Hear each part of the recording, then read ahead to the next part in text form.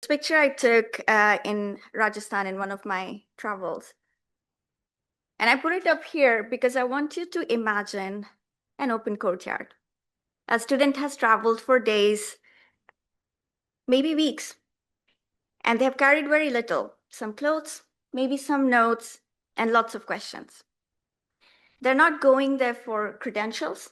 They're going there because they know that there is someone in that room, in that place, and they have something that they want to learn. And just as importantly, people who will explore with them whether it is true or whether there are other forms of knowledge they haven't considered yet. In one room, a teacher is talking from memory, students are taking notes. In another room, someone is evaluating text line by line. Someone is reproducing someone else's mathematics and questioning it. Someone is translating an artifact from one language to another, and actually from one worldview to another. A student is being taught not only what they should know, but how they should disagree. This has played out in history, time after time. At Takshila in 6th century BCE, one of the earliest known universities, people from across Asia were debating mathematics, medicine, arts, and politics. Even before that, when universities were not a thing, in China, in Zhou dynasty in 7th BCE, it was characterized as scientific curiosity and intellectual centers, which, although not formal learning center, gathered a lot of following and influences around the world on knowledge system. In Athens, Plato gathered students, not to lecture them, but get them to provide their logic. A decade later, it wasn't enough. Logic was not enough. People had to look at their specimen and really argue and understand their world. In Alexandria, a library where entire written memory of civilization was paired with research institution, where scholars from across the world were being paid to study. They were looking at tradition next to each other, identifying where they agreed and where they disagreed, and what this disagreement meant. At Nalanda in Northeastern Asia, very close to where I was born, it was the first organized university.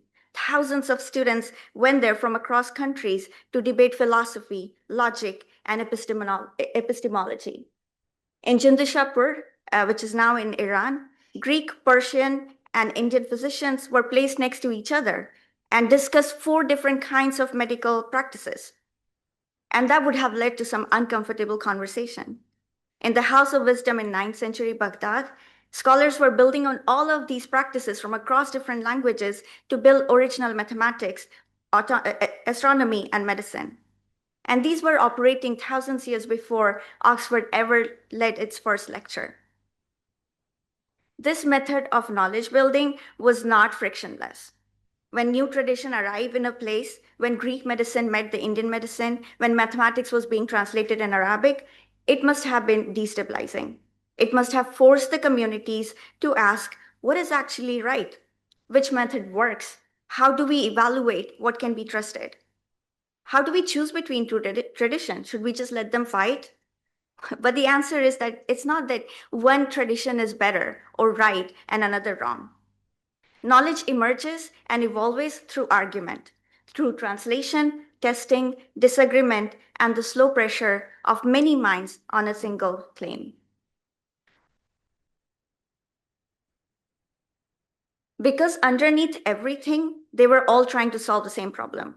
How do we make knowledge survive the person who first held it? And the answer every time was the same. Not a better archive, not better technology, but a community committed to keeping knowledge honest by testing it, teaching it, arguing with it, translating it, and passing it on. Right, fast forward, 1870s, knowledge and technologies are intertwined. And someone built a bicycle, a very funny looking one, with a very massive front wheel and tiny back wheel. It's called penny farthing, terrifying and exhilarating in equal measures. A decade later, a standard bicycle as we know came, pedal connected by chain, and people felt somewhat safer. And penny farthing lost. But was it actually worse? It depends entirely on who's asking the question. People who like excitement, they thought penny farthing was amazing. But people who didn't want to fall in their commute, they wanted safety, they didn't want that. So it wasn't the technology itself, it was the community negotiating meaning of technology that made penny farthing lost. And then the argument moved on to another technology, bigger, more maybe better ones. In 1890s, it was X-ray. Clinicians who spent decades training their hands and minds and eyes to understand and know a body, they have to now learn how to read a picture on a glass. The knowledge moved, the authority moved, and for a while, nobody could agree if it was a progress or catastrophe or both. In 20th century, it was statistics. Later came electronic computing, then molecular biology, and internet, and so on.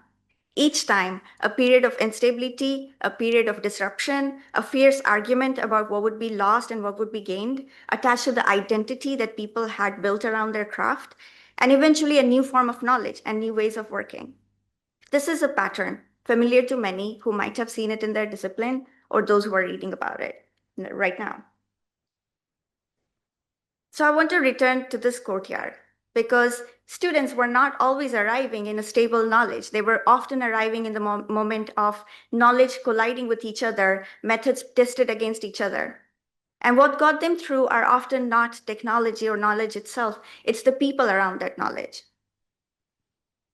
And I have been that student. And this is the best picture I could find from 2009 in Bonn when I arrived there first time.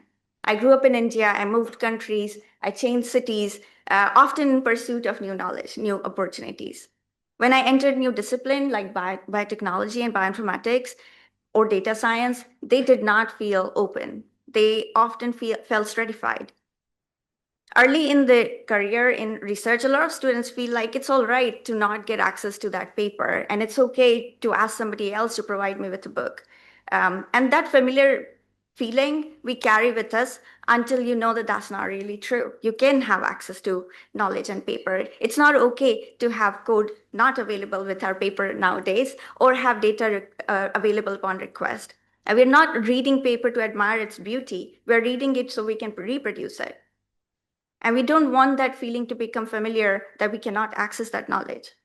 And thankfully, I found open science communities that helped me overcome that. I still remember being welcomed in 2013 Berlin conference for bioinformatics open source community. And it was really amazing because I thought that I was with real practitioners. The world of open access, open source, software written by people, documentation that didn't assume that I already knew, Stack Overflow and BioStar, where people left answers for me after a lot of debate months before I even found the question. That may sound small, but when you're early in your career, unsure of yourself, learning in a system that often signals exclusion before it signals welcome, those things don't feel small. They feel like generosity. They feel like someone left the light on for you. And what I found was not only access, I found people building something together in the middle of disruption. As part of open science community, I eventually became one of those people who brought people together in different courtyards for sharing knowledge, for disputing, for advancing practice. If you have been part of open science, you know it's always contested, very fragile, and often not settled. And nobody exactly knows where we are going next. But what makes it work is not the platform itself, it's not the code itself, it's the people who show up to review it, to engage with it, to use it, argue, maintain, teach, and pass it on to the next person. Maybe you have been in that courtyard. Maybe this conference is your courtyard, or different community, or a meetup where people are sharing something with you without you even asking them. Maybe you arrived in the middle of a disruption you didn't have words for. Likely what got you through is not just a tool, but hopefully someone, a mentor or a teacher or a community who's already navigating it and making room for you to navigate it alongside. And you may have guessed where this conversation is going. Because we're in the middle of another disruption, and we don't have a lot of word for it, but this is called AI. We're right now in what we are describing, it often sounds like a single force taking us to single imagined future as though the question were simply, are you for it or against it? But from where I'm standing, it just sounds like penny farthing before we found a more useful solution. Still contested, still acquiring its meaning, still shaping our own thoughts right now in the room like this one. The question is not whether AI is useful. The question is useful for what and useful for whom. This is not a political question we can set aside until technology matures. It is these questions that will determine what technology becomes. The pattern shows that every time a new technology destabilizes a previous normal, in different courtyards, in bicycle conversation, in different breakthroughs like X-ray and internet, it has been communities, not methods, not tech that determine whether the disruption produced something worth keeping. Communities are not secondary to the knowledge. Communities are how knowledge moves through exchange, mentorship, disagreement, translation, and maintenance. And although, yes, I'm talking about AI, this is not an AI talk. It is about knowing what is at risk when we forget what gives technology their meaning. Or worse, when we stop engaging with communities that keep the knowledge honest. And so, for the remaining time, I want to talk to you about what we can do right now to remember it. So I want to be clear. When I say it's familiar, I'm not saying it feels familiar. And I'm not even saying it's easy. And most importantly, I'm not saying that what we feel, the strange mixture of grief and excitement, is insignificant. It is not. It signals something important. Philosopher Michael Polanyi wrote that we know more than we can tell, the tacit knowledge that we can't always put in words. Very beautiful. In a different discipline, someone said, we don't even know what we know. We often can't judge our own knowledge. So that's Dunning-Kruger effect. You might have seen it in a lot of places, and it is still super true. A lot of people who think that they have just learned a new idea, a new technology, they feel like I'm on the top of this mountain and I know everything and I would understand everything. And the more you start to learn, the more you start to understand that we would never know everything. So our core issue is this thing called metacognitive skill, our inability to accurately judge our own knowledge. While I was preparing for this, I actually found a couple of recently published AI papers that AI reverse Dunning-Kruger effect, meaning that it might be right that what we feel is true, but AI is reducing the time with which we can produce something that looks an expert developed. AI, especially large language model, mimic confidence and response with authority and makes us feel that they know what they're saying, so I know what I'm saying. But this metacognition paper shows that AI-assisted users, regardless of their skills, they always exhibit high confidence in their performance. For new people, AI removes the effort to produce something big, but potentially wrong. And surprisingly, people who have high AI literacy do not necessarily improve their self-assessment accuracy. It leads to greater overestimation of competence, contradicting earlier assumption that better grasp of skill prevent overconfidence. So while AI boosts productivity, it also flattens that curve, making low-performing users feel highly competent. So both Michael Polanyi and Dunning-Kruger effect point to the same idea that deepest scientific and professional competence is embodied, situational, and acquired through act of doing, not from reading about it, not from watching someone do it, and most importantly, not mistaking someone or something else producing something for you as your personal expertise. Knowledge is gained from accumulated experience of struggling with it yourself. So this picture is from one of the classes that I attend, and Brandy Brown, my teacher, when she's on the stage, she shouts out the muscles that we need to be moving. When we are squatting, we are on the bench, we are lying down, or we are doing different poses of yoga. The basic idea of exercising is flexing the right muscle, else they won't grow. And this stands true for our skills too. Building right skills and expertise require intellectual ability to know our strengths, humility to know that we would never know everything, and have the capacity to find place and community where we can show up every day to do our best. Humans have always used technology to augment their cognitive ability. But when AI compresses that act of doing, it just doesn't make us productive. It also takes away what makes the condition for us to know. Across all professions, people build their competency around years of commitment, dedication, and passion. For example, many of you have been coding or building a tool or doing your research, not only because you have to or it pays the bill, for sure that's important, but because you hopefully love the process, the logic of it, the debugging, the moment of a messy problem being solved by you. You become good at it, you take pride in it, and you want to teach it to others. It becomes part of who we are as researchers and scientists. AI technology at present being introduced to our workflow seems to generate knowledge, a working draft within a few minutes, which might take us 1 week before we start doing something. And that output might be fine, and sometimes even better than what you would produce manually. But yet something is wrong because something has been taken away, which wasn't just labor. It was the path through which we learned to know and learned to think. Missing that process of knowing may feel like grief or disappointment or whatever word you want to give it to. In research, this may appear as professional disorientation. This signals something real. For example, maybe my job is at risk, or my professional identity is at risk, or my relationship with work is changing. This may simply be a sense of loss, knowing that new practitioners would never know the process through which you learned. And that feels sad because they may never build the ability to have the skills to judge their own skill, but also judge the people who are building AI systems. And the question is what to do with this information. To find this answer, I want to shift the focus from individual to collective, because this is not about one person's experience of grief, productivity, or change.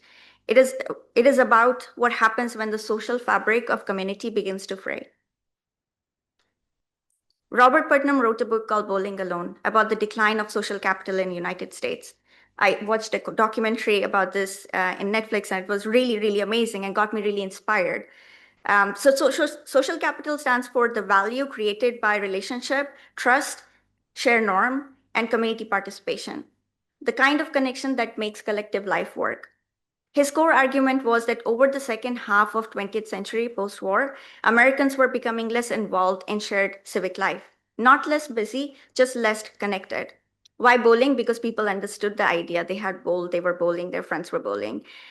Data was showing that people were bowling, but increasingly alone, not in league or not in groups.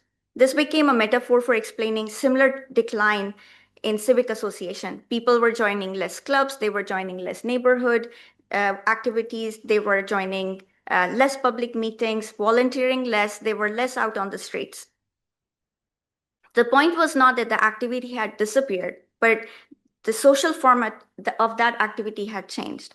And although his work was criticized, that he wasn't considering who is engaging with these activities, who has the privilege to engage with these activities, or maybe there are new kind of social activity that were replacing the old ones. But it's very hard to ignore that something similar is happening in research with AI. AI in science is increasingly located in models, in benchmarks, in systems that can synthesize literature, generate code, predict structure to propose experimental direction. And this is remarkable because we couldn't have imagined this a year ago. Literature synthesis that usually takes weeks or months can now be done with a click of button and just the right response. Code that took months for open source community to build and maintain is now being regurgitated by AI within minutes. Some examples of these tools include Google AI Co-Scientist, an open source tool leveraging tools like Claude, for example, Biomni and Cadence Scientific Skills. And they are really, really amazing. But no matter how sophisticated a model is, it is designed to find solution faster, leaving the interpretation of the answer on the users. No model judges itself, no model teaches us to how to judge it. No model decides what counts as sufficient knowledge or evidence to help user understand their own question. The user wouldn't disagree by default, and some of them just trust it in the first response. So how do we overcome that? This is happening a lot in the private places and not in communities. The argument whether AI output is reliable is already a big one. But what specifically concerns me is something more structural. The thing that makes science reliable, the things that makes it trustworthy and not just primarily produced by individual are what is done in teams and communities. Trust in method is built when people repeatedly review one another's work. Shared standard emerge when researchers debate assumption in real time. Tacit judgment is transmitted through mentorship, hallway conversation, meeting with each other and watching our senior colleagues correct an error that I missed. Errors are not corrected in research because only a few people are experts, but because community of people with multiple kinds of solution is paying attention together. AI encourages workflow to become private, individualized, and opaque. Your literature review happens in a conversation windows that nobody sees. Your code is drafted between a loop between you and the model. Your argument is structured by a system with no view on your framing, if it's appropriate or not. And I want to be careful because I'm not saying that AI is not good or it's inherently bad or it always destroys collaboration. What I'm saying is that something more subtle is happening, that collaboration can no longer be assumed as a byproduct of workflow. We used to be pushed into learning into social interaction. We had to ask our colleagues, co-develop draft with people from different teams. We had to defend our choices. We had to go to scientific committee and talk about our work every year. And some of them were toxic and hard, and we need to be leaving that behind. But some of those were essential work. They were socializing judgment. They were creating shared standards. They were ensuring that more than one mind was on one problem. AI is making it easier for us to work entirely on our own, in our own conceptual world, faster, more reinforced, less interrupted by people who we disagree with. This way, we will end up with a lot of output, but of more dubious quality and far less wisdom. So we are still producing, but increasingly in modes that do not replenish the social fabric that makes production meaningful and keeps research self-correcting. Therefore, we need to be thinking about how we preserve the social connection. Within teams and communities, how do we build solidarity and trust? Putnam calls it bonding social capital when you connect within teams, but we also need to bridge across different disciplines to engage with people who think differently, with different practitioners and theorists, so that we can break away from our bubble time to time. Both the bonding and bridging capitals matter, and both are at risk. The task is to identify the spaces in our community where knowledge and judgment are formed collectively rather than in isolation. And ask how is new technology transforming these spaces, and how do we make our community infrastructure stronger? When we speak of community, when I particularly speak of community, I mean belonging, being heard, being seen. And these principles and concepts sometimes make hard institutional work seem lighter. Therefore, I want to provide some example from my work and the work of the communities I've had the privilege to work with. The Turing Way, an open source, open collaboration, community-led guide for reproducible, collaborative, and ethical data science. Started in 2019, the Turing Way was not just about the book, never about the book. Kirsty will say you that. We deliberately built community around ongoing labor of making data science more reproducible, collaborative, and ethical. The value was never only in the text. Its value is in who reviews it, who translates it, who illustrates, teaches, engages other people with it, and maintains it together. This is an infrastructure that I talk about when I say community infrastructure. And I want to thank all the people who've been involved in it, over 500 people who've written it, our community across the world, our maintenance and steering committee group, ensuring that this critical infrastructure continues to benefit our research community. So I would really love to name everybody, but there are really a lot of people, and I just don't want to call one person and not the other. The second is OLS, Open Life Science, a committee organization dedicated to diversifying leadership in research.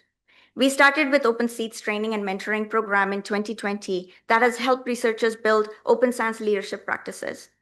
We saw again and again what helped projects grow, and our community members, who were about 700 people who've gone through this program, not just their passion for technology. It was mentoring, shared spaces, peer support, creating structure where people could learn about leadership and practice it in the public with others. Hundreds of researchers did not just gain scale, they became better stewards for their communities, and a lot of them stayed connected with us in this community.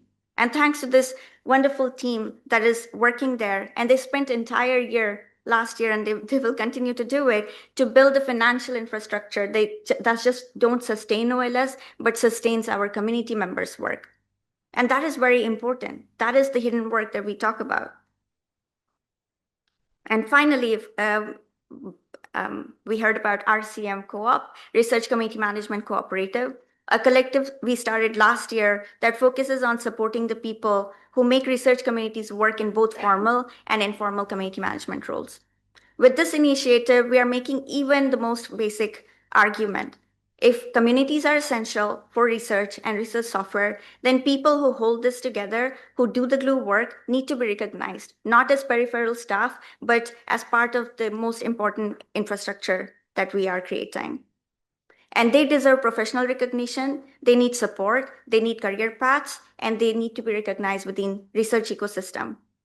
Essentially, to support them, I see Cass, so I would call Cass, Sarah, people who are teaching, Emma Karoon, who's joining online, Aman here. Everybody is connecting together their community so they can teach people how to sustain it, because this job cannot be done by one person. You need to build an army for that. The work across these initiatives make a significant investment in building and maintaining community infrastructure. And this is called infrastructural labor. Work that is essential but backgrounded, work that disappears into routine, work that you often notice only when it stops.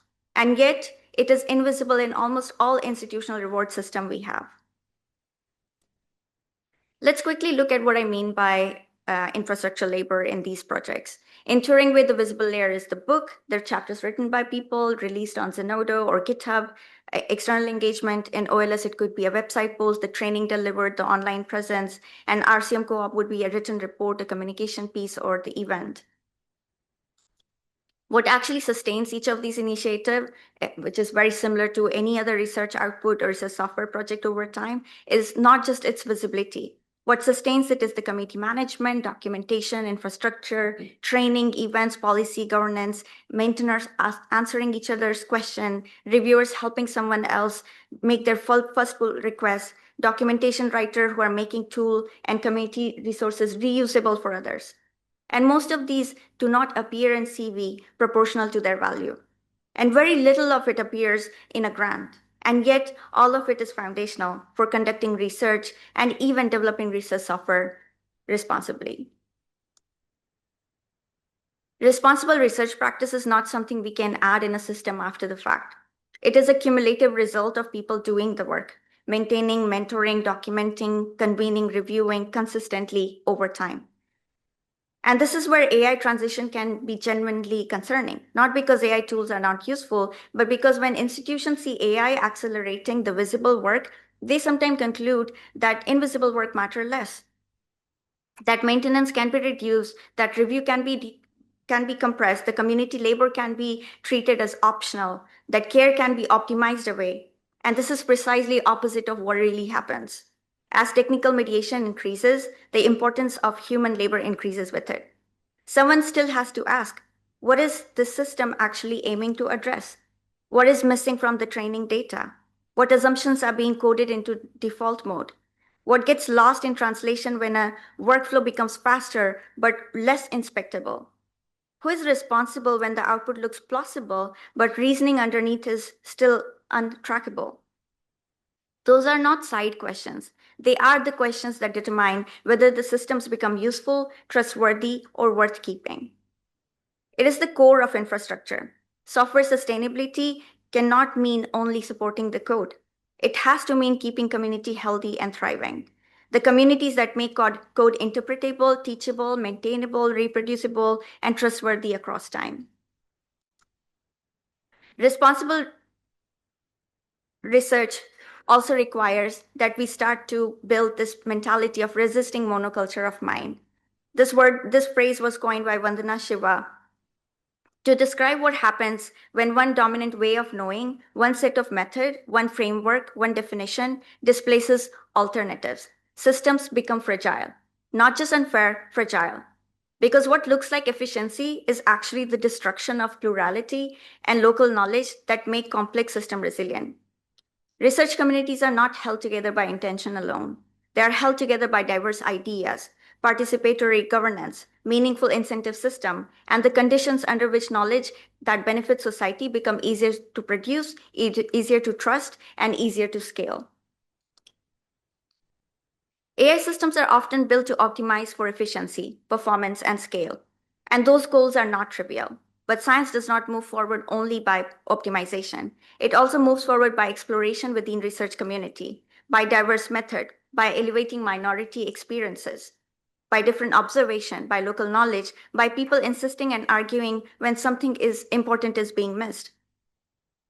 I want to explore this by sharing my work at St. Jude Children's Research Hospital. Established in 1962, St. Jude is leading the way the world understands, treats, and defeats childhood cancer and other life-threatening diseases. St. Jude maintains its founding commitment to treating children from all backgrounds and identities. Families never receive a bill from St. Jude for the treatment, travel, housing, education, food, so they can focus on helping their children live. St. Jude specializes in care for some of the toughest pediatric cases, all while investing in resources and technology for cutting-edge scientific research. At St. Jude, where data has been gathered from across different units, from training and education, our foundational research, clinical research, clinics, and global initiatives engaging over 88 countries. Opportunities and efforts to leverage data science and AI is tied to very real hope. Faster discovery, shorter paths from question to insight, for more accessible analysis, more support for our clinicians, more support for our researchers, and ultimately benefiting our patients. To address this with strategic oversight and institutional collaboration, the Office of Data Science was created. Our mission is to create seamless scientific ecosystem where experimental, clinical, and data scientists work together effectively to generate new knowledge and advance our understanding of healthy and disease states for preventing, curing, and treating pediatric catastrophic diseases. We see AI adoption in 3 layers. Leadership in data-intensive initiative across department under Dr. Madan Babu, streamlined AI integration for high-value investigations so that AI can help ask better question and answers, led by Renato Umeton. On-ramp support for researchers and staff, led by me through community building and integration of open science practices. Across all these 3 themes, the goal is institutional alignment, engaging department in shaping the norms of AI, helping researchers scale high-impact projects, creating guardrails that support both experimentation and compliance, and most importantly, this work depends on the community and cross-team collaboration. At data-intensive project level, our goal is to consolidate and accelerate high-value problem solving by providing shared platform, reference data set, and reusable components in closer alignment with departments. A good example is MyGPT, created by Dr. Jaimin Patel. It's an open source project under Madan Babu's lab, and in collaboration with ODS, we're trying to scale it. We're deploying it on site because we have developed it, so we know we can apply it on sensitive data while preserving privacy, citation, explainability, reliability, and institutional trust.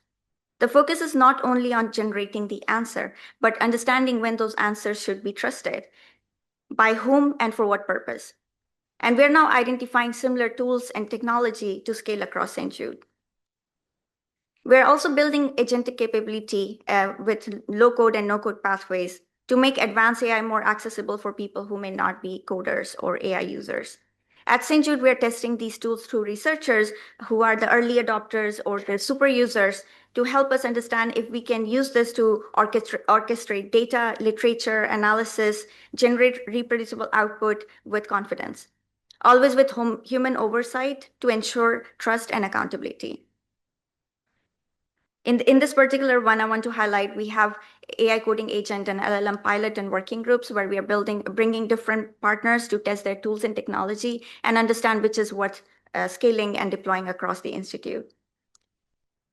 To build an on-ramp, we need more than just tools. We need structure. At the strategic level, this means we are setting a data science committee, and at the grassroots level, community of practice.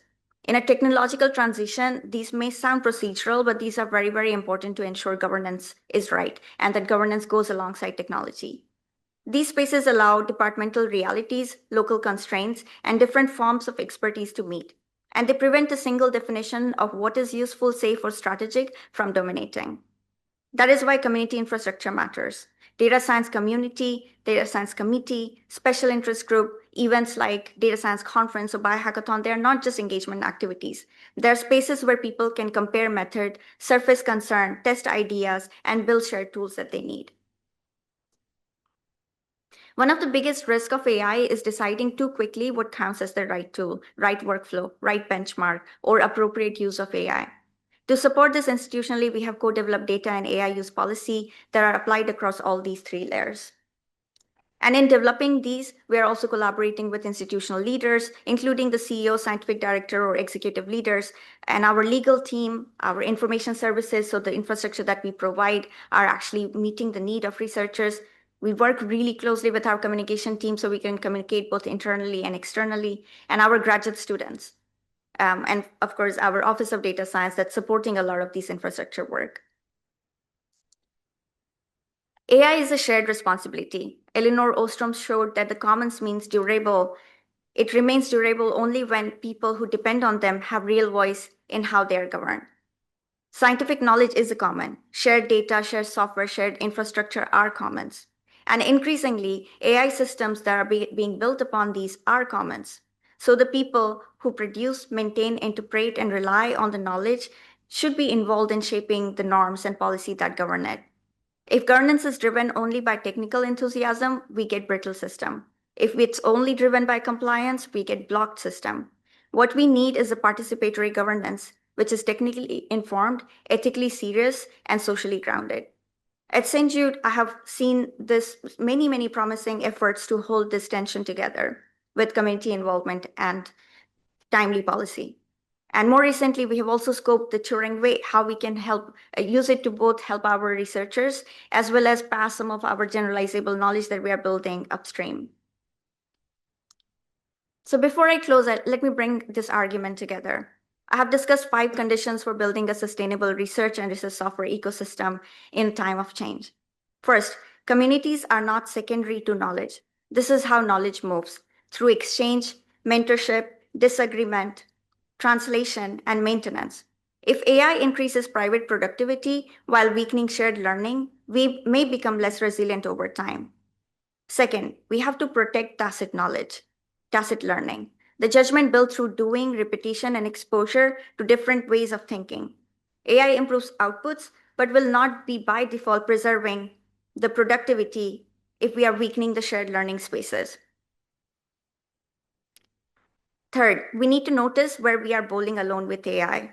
And we need to design workflow that strengthens collaboration within teams and across disciplines, especially in how problems are framed and pursued collaboratively.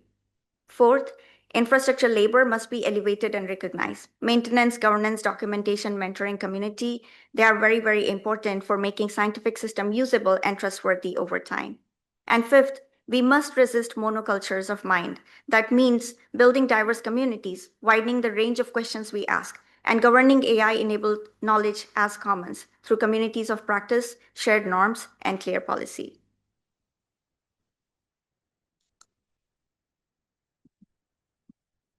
So I want to bring us back to this student in the courtyard. If they were here today, they would recognize 3 kinds of people in this room. Some of you are accelerator. You are energized by what AI makes possible. You want to build, adopt, and move forward, trusting that governance and norms will evolve alongside the technology. Some of you are guardian of craft. You are attuned to what is at risk. Apprenticeship, mentorship, tacit knowledge, and the slow formation of scientific judgment. You're not resisting technology. You're protecting the condition under which trustworthy science becomes possible. And some of you are peripheral participants, not indifferent, lightly confused, slightly overwhelmed, or still forming your opinion. Most importantly, you don't completely identify with either of the 2 perspectives and have the ability to help us see what we are missing. We as a community don't have to agree on everything. Actually, that is very important for building healthy communities. Our differences will help us see what is missing, how to stay in productive relationship while protecting what matters, and how to absorb disruption without fragmenting. So the reflection I want to leave you with is not simply whether we will adopt AI or how fast. It is this: are we building research community that can hold excitement and grief at the same time? Communities where knowledge is carried forward through shared responsibility, cooperation, and reciprocity? and communities where people can say without penalty, I do not agree, and I do not know yet. The history of science is not a story of better tools simply replacing the worst ones. It is the stories of communities learning, arguing, celebrating, grieving, negotiating meaning of technology, and governing their way into new arrangement. The future concern isn't whether AI will change, transform, or disrupt research. The future of science will be decided by whether we can sustain the human relationship that makes knowledge worth taking forward. Thank you.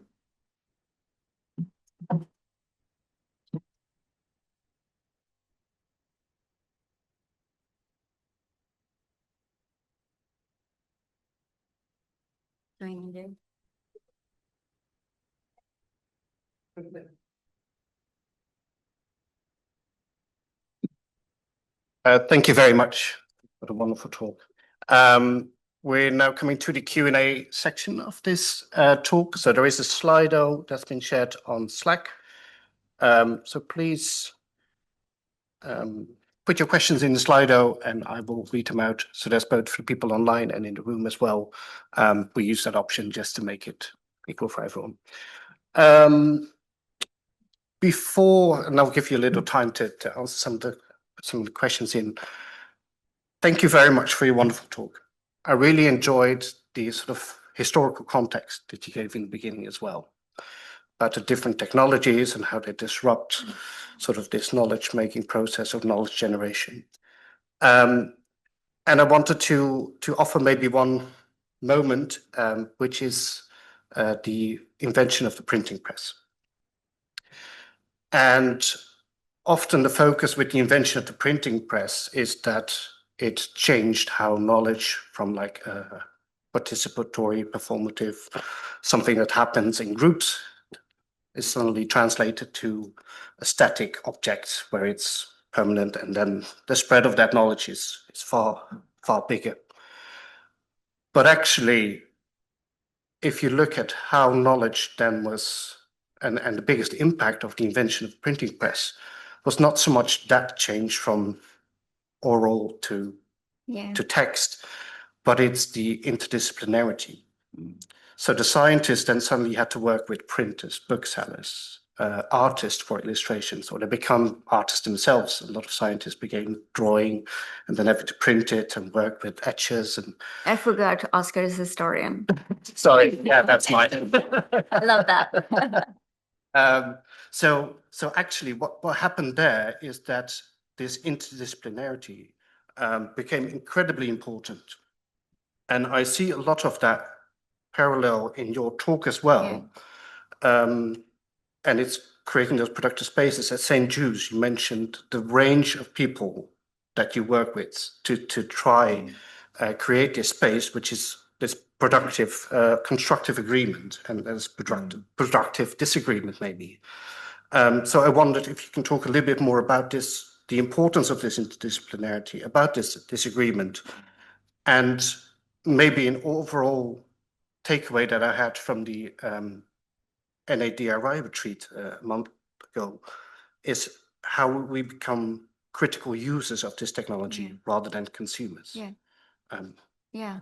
I really love that analogy. And actually, there's a artist and also founder of Patreon that I follow. He gave such a wonderful talk from South by Southwest, and he talks a lot about art, how printing press happened, and artists actually created something that printing press couldn't have imagined. So he calls something called I think called closure phase, where right now we're trying to reproduce what we know technology can do. And hopefully after some years, we're able to use technology to do something that we can do together. And I'm really excited about that. And I really love that example. Definitely from the disagreement, constructive disagreement, I need to really go back and acknowledge that a lot of people have not found open science open enough, because open science assumes that we all agree on open science principle and we all know what we are doing. And a lot of time we don't create spaces for disagreement. And I think we need to change that. I'm sure we're changing that. Actually, Collaboration Workshop is one of the wonderful places where we do learn to disagree constructively. At the St. Jude Research Children's Research Hospital that you talked about, we do work with a lot of people. I bucketed a lot of people in one single groups, but we have 22 research departments. We have clinical people, we have information services, but information services is a group of about 50 to 100 people actually. And when we bring different leaders in a room, our program managers say, actually, all of these people have different goals. We do define projects together, but we all have different personal motivation for why we are doing this. Some people just want to put the infrastructure together. Some people want to say, oh, but we need to bring another people who are not in the room so users can advocate for what they need. And I think politely nobody disagrees in the room, which is great, but that also allows us to put forward that we do need to pursue different goals, but how do we work that together when we're trying to bring them in? And I feel like it's a lot about relationship building. So it's no longer technology PvP. We keep technology at the back because we say it's the least important thing in this room because you pay a company and they'll deploy it for you if we really wanted to do that. But if we want people to really get on board with it, we need to spend so much time building relationship. Yeah. Yeah, yeah, and I agree. The technology seems almost the easy bit. Kind It's of, like how yeah. to use that technology, how Yeah. to use it in a productive way, and the outcomes. Thank you for some of the questions that are coming in. Um, I think the question that I see most popular here is if there are any examples you can discuss where infrastructural labor has been recognized by institutions, which we could adopt or adapt. Yeah. I mean, visual software engineering is a massive one, right? Like we draw so much of our inspiration from the fact that over a decade ago, people wouldn't have called visual software engineering as a job you would write and grant specifically to hire, but now we have departments, and that used to be a hidden infrastructure for a long time. People developed software and code for researchers.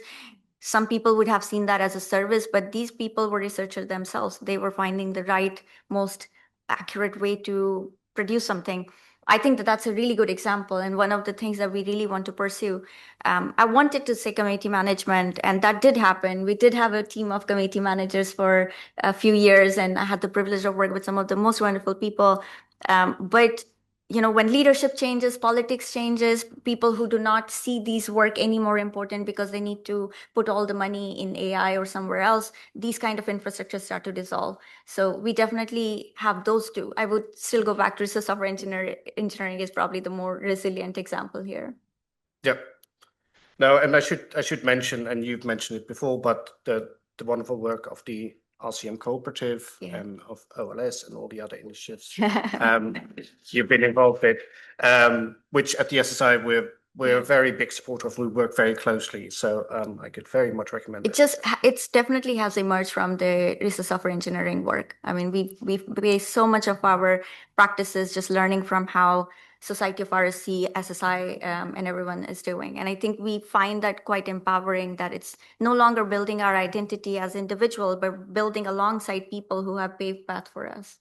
Yeah, and I think interesting also some of the discussions we've had is some of the learnings that we take of what we see from the RSC career path Yeah. and apply them to other professions as well, Yeah. like data stewards. Yeah. And I think maybe in your talk as well, you referenced the importance of all those different jobs in making Yeah. something that works for everyone. Um, let's see the question. Yeah, so there's a question about the examples communities you showed all have funding to pay for a core of people to maintain it, but we can nuance that. But how do entirely volunteer-based communities achieve the same stability without funding? It's a very big question. And I think one of the reasons why OLS, Patricia there and you, they started to work on building the physical hosting infrastructure was exactly that. A lot of people who start a project as a volunteer there's actually a specific phase of your life you're able to do it. And it's really important to do this. Like I spent a lot of my time doing volunteer work, and that really helped me build some skills. But after a while, you can't do it. You are in different seasons of life, and you have different priorities and different responsibilities, and you do need funding, of course. How do you sustain it is a very, very good question, because we don't know it yet. We thought we figured it out, and then funding ecosystem completely changed. A lot of funders who actually funded for open science, open source, and community projects. And we actually did receive a lot of funding from CZI, from NASA, from Welcome. They all have actually disappeared somewhat. They don't exist for open source anymore. So one of the ways we think that SSI does really well is the fellowship network. So it's no longer just about getting people out of their current job and getting them to do something new, but empowering them where they are to do what they advocate for around software sustainability, community management. And I think that would be one of the ways I can see that can happen really well. In fact, of course, Software Sustainability Institute has funded a lot of community work in the past through actually OLS came out of from the fellowship that I was given. The money that I had was just enough to get us started. How do we keep sustainability is an important question. I don't have an answer for it. I would have said a year ago that I did know, but I don't know anymore. Yeah, but maybe from your talk that there is actually maybe an argument where there's a lot of focus, and that's related to one of the questions here about the hype of AI. Yeah. That a lot of funding is going to infrastructure, a lot of funding is going to these technologies. And we do see at the moment with UKRI like funding a lot of skills as well. Yeah. So there could be an opportunity there. So that there seems Yeah, to be that's true. something Yeah. coming back there that people feel like, oh, wait, we Yeah, actually. in the UK, it's definitely different because I feel like there's so much digital research technology professional funding. There's a lot of meta science funding. And yeah, thank you. Yeah. So on a final note before the break, so to keep us on time, just you mentioned like CW is a space for this constructive disagreement, and there's a question: how can you do that in the best possible way? Yeah. So maybe for your talk, for your spaces that you've created, but also that's something that people can take away into CW. Yeah. It is. I would give an example that I found very empowering. I was attending Meta Science conference, and Meta Science actually held specific space for constructive argument. So every day there were an hour or 2 hour people will gather from different discipline to argue, and their purpose was to argue. And that was wonderful because that was given that the rule was to argue. And maybe that's what you need to do. Maybe have some of your speed blog discussion around arguments. I actually called Anne like a week ago and said, Anne, can you do an art work for my talk? Because I was struggling so much to find words. So maybe that's how you need to express. If you can't agree with words, maybe it's an art that you can create together. I definitely think that we have a lot of space for creativity in this room. Yeah, I do believe there are some knitting sessions planned for the CW for the climate stripes. Wonderful place to disagree. Yes. No, thank you very much. Again, Malvika, for a wonderful talk, and hope you enjoy it. Thanks for the opportunity. Thank you all.